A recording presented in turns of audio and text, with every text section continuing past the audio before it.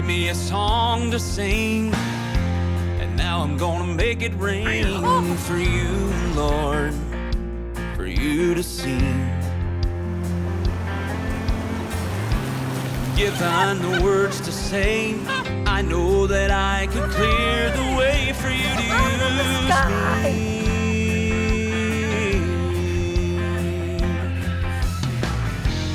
I know that I am not the greatest singer that has ever come along,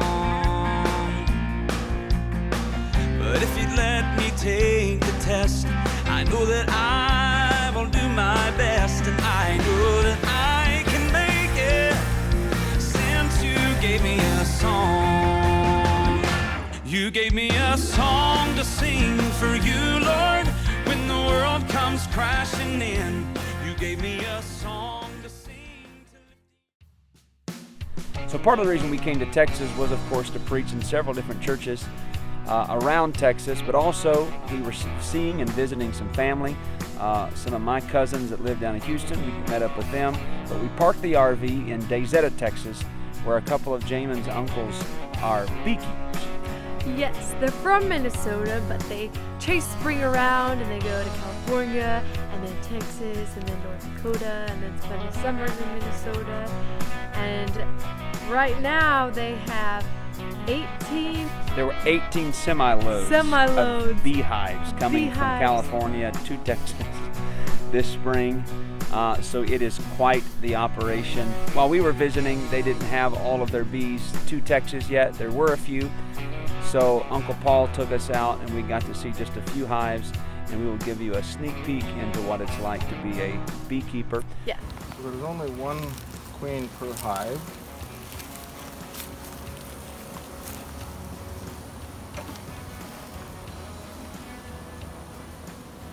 This is an old comb that really should be thrown away. There's a lot of what we call drone comb. Oh wow. So this is the stuff, you know, the regular worker. This here is stuff where this will be all male bees. Wow. And these big ones here that we don't really want. There's one crawling out right now. So they chew the little cap. This here was on the top right there. Uh-huh. She cut that out, and then she's. Oh yeah. And he's coming out. So a baby bee. That was actually a male bee.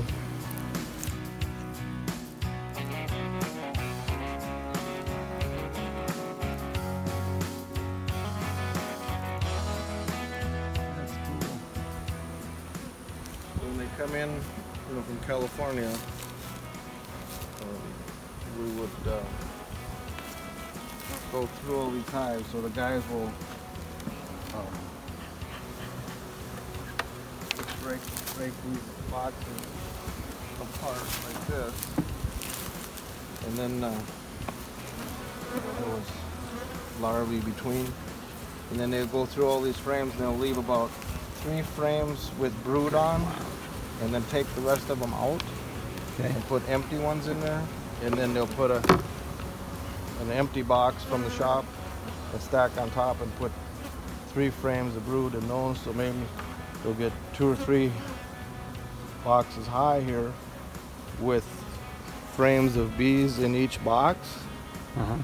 And then we've killed the queen. So then that evening we go set these down on new pallets and haul them out, and then put new queens in all the boxes. 20,000 in the hive right this time of year. Oh wow. 15, I don't know.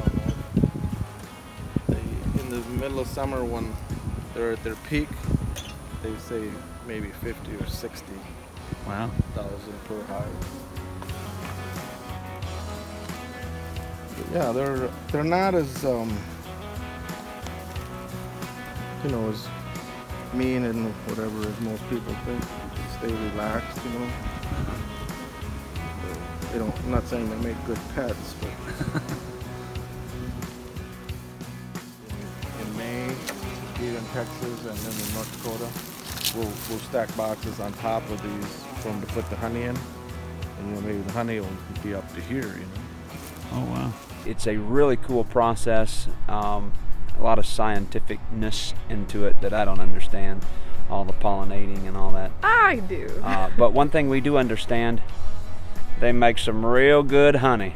Yeah, they do.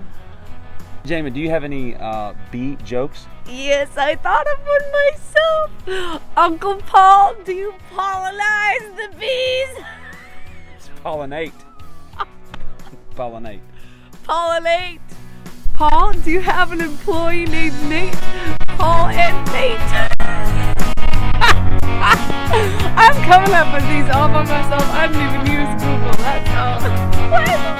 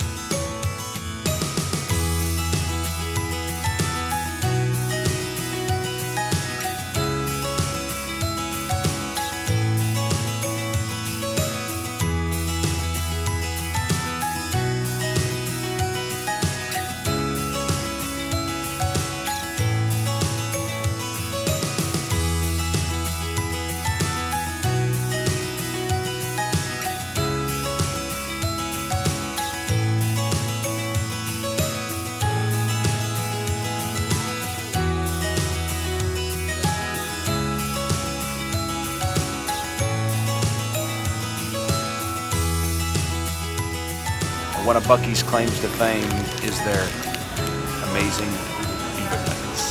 That's what I'm talking about.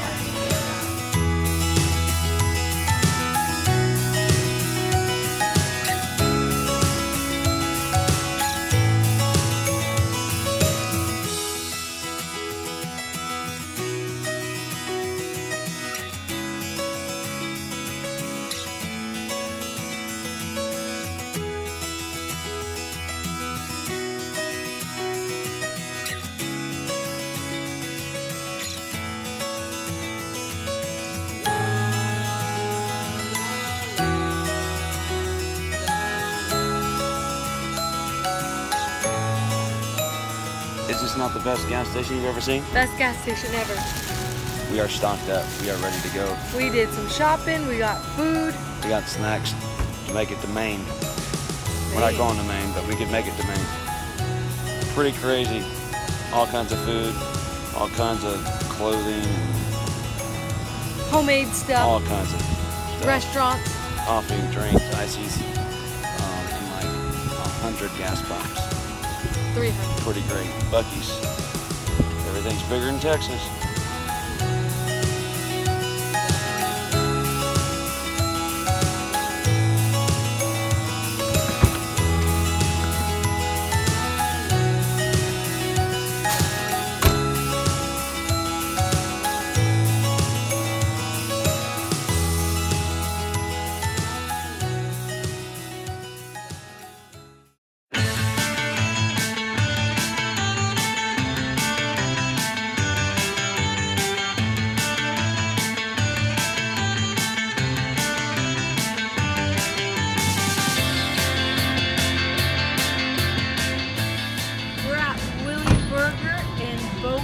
Texas, ready to try some of the best burgers in the world.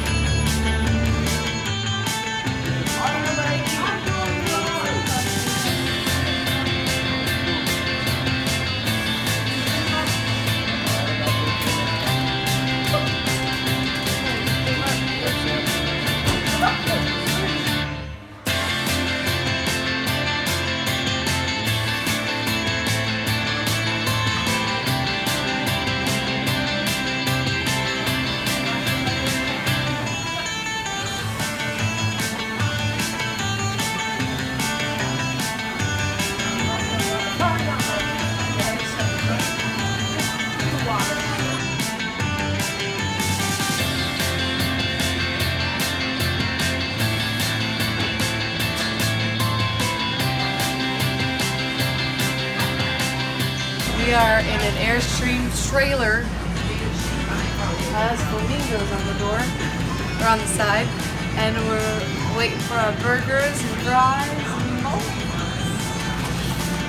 That's all I got.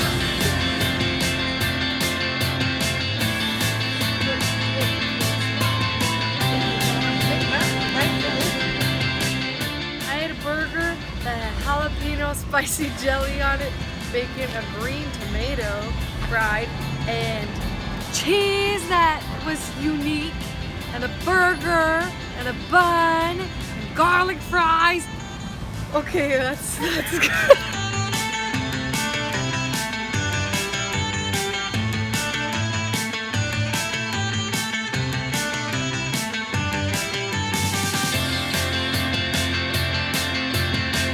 It's really good.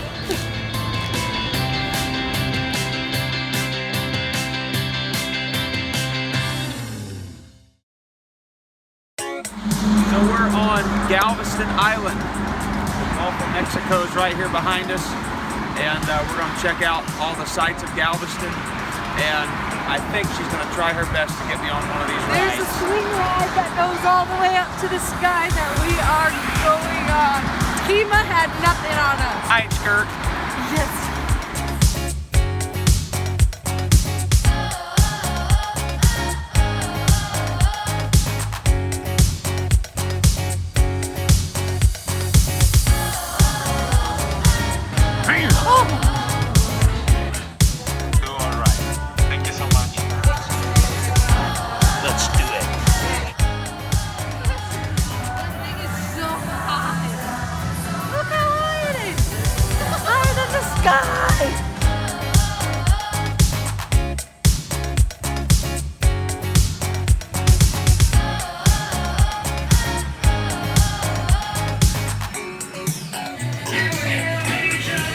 We're going on a rock and roll ride, I promise. We're about to start. Here we go.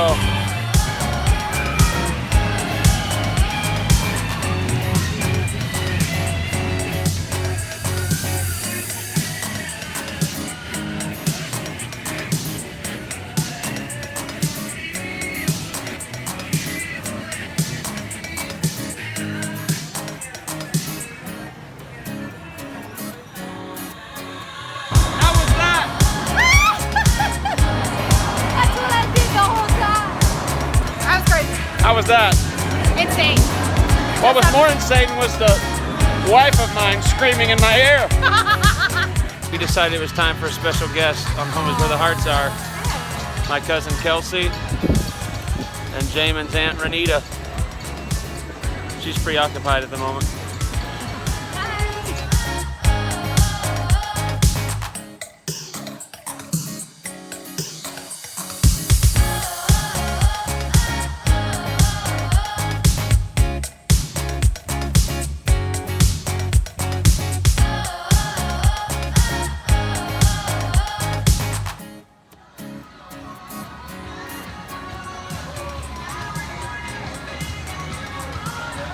You ready to ride?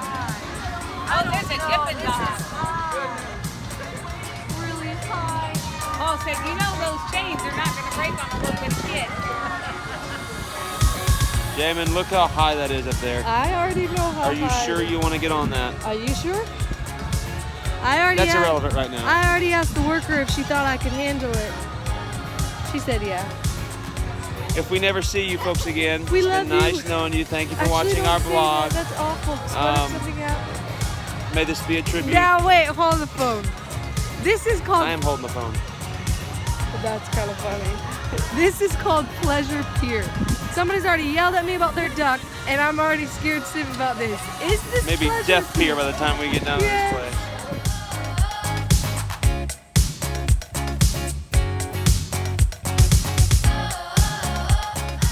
We're buckled in. There's no turning back now. Jesus, for real, in Jesus' name.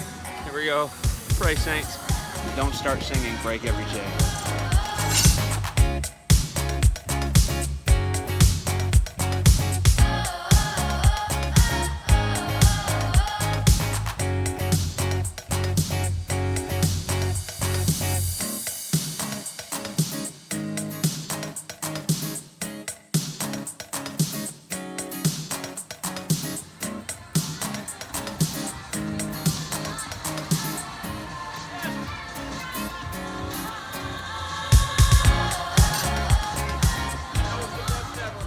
made it.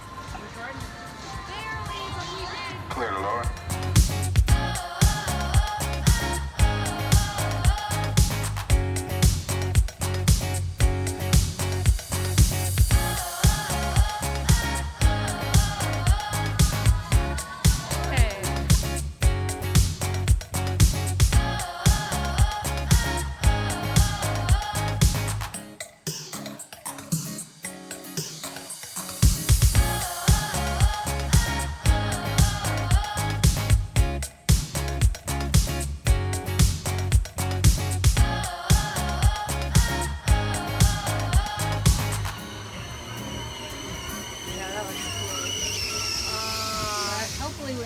Hopefully we're just picking people up. Because they have had some trouble. I want off now. No, I really do want off. Jesus.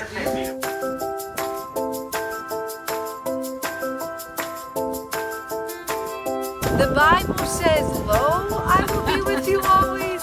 Oh Jesus, we're pretty high up and it's stopping. I'm getting a little nervous. We're having some trouble. The pictures are pretty cool. The pictures are great, but You should have seen the face she made when I tried to give her a kiss at 200 feet up in the air. Hey, you can see on the other side of the tent? I do kind of think I want off. Well, it says pull exit. See you later, honey. Hey, that's not funny.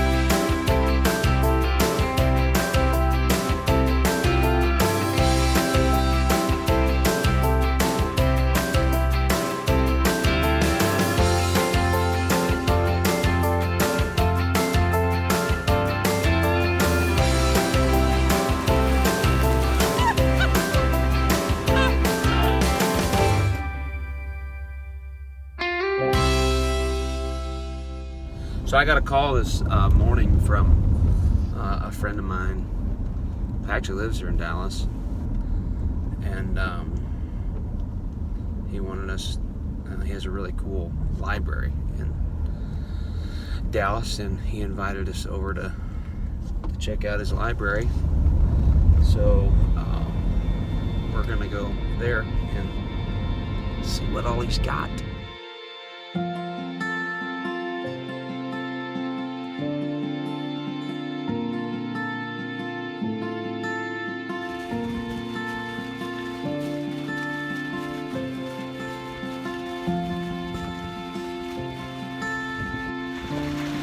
So when I used the term friend, I used it a little loosely, a little liberally, but here we are, the George W. Bush Presidential Library Museum.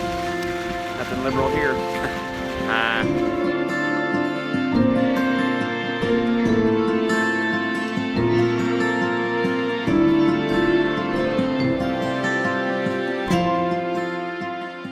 This is just a really cool place to explore the history of the 8 years that he spent in the White House and things that happened not only in his presidency but in our country and the world over those 8 years. Very interactive, a lot of technology, very modern. They're actually photobombing our video right now. Haven't moved in a while. So tall. Priorities are our faith.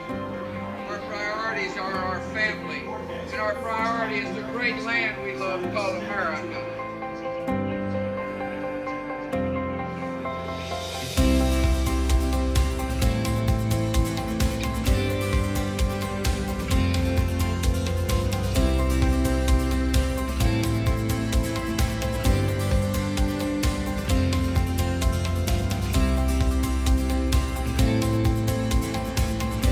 No children left. The hive. We don't care.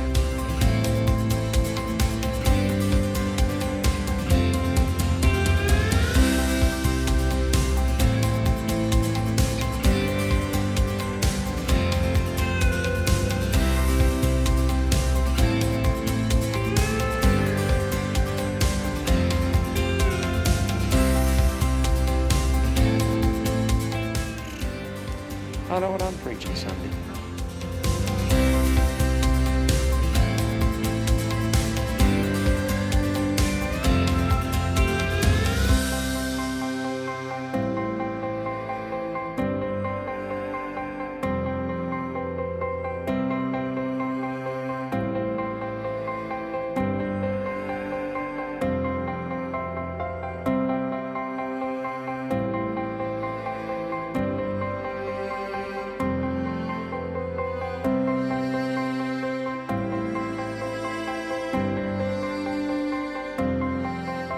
That chair there is where President Bush would sit. Yes, right there. That's it. That's the And that's button. his call button. This is his call button. There's the magic button right there. Beep, beep, beep.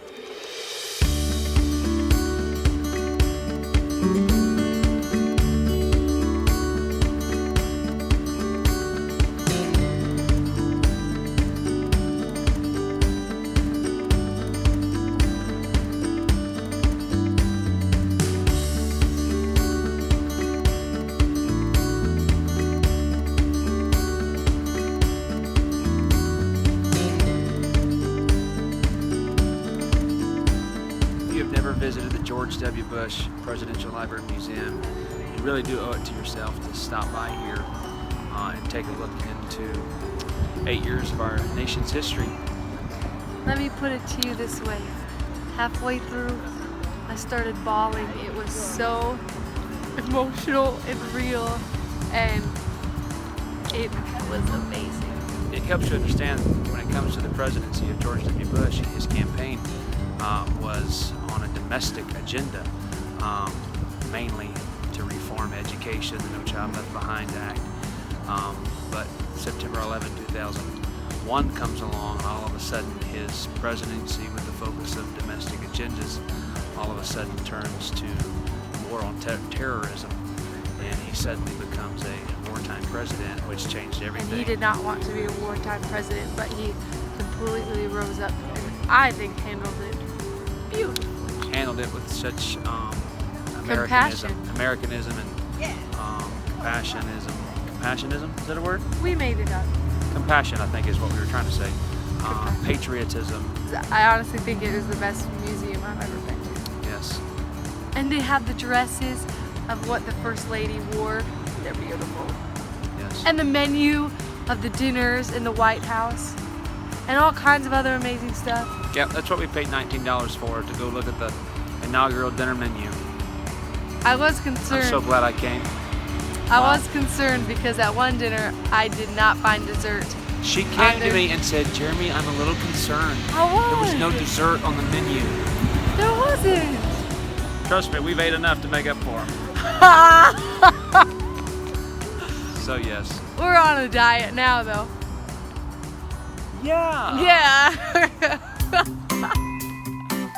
We hope you've enjoyed this episode of Home is Where the Hearts Are. Don't mind me. Don't Just mind enjoying me the either. diet.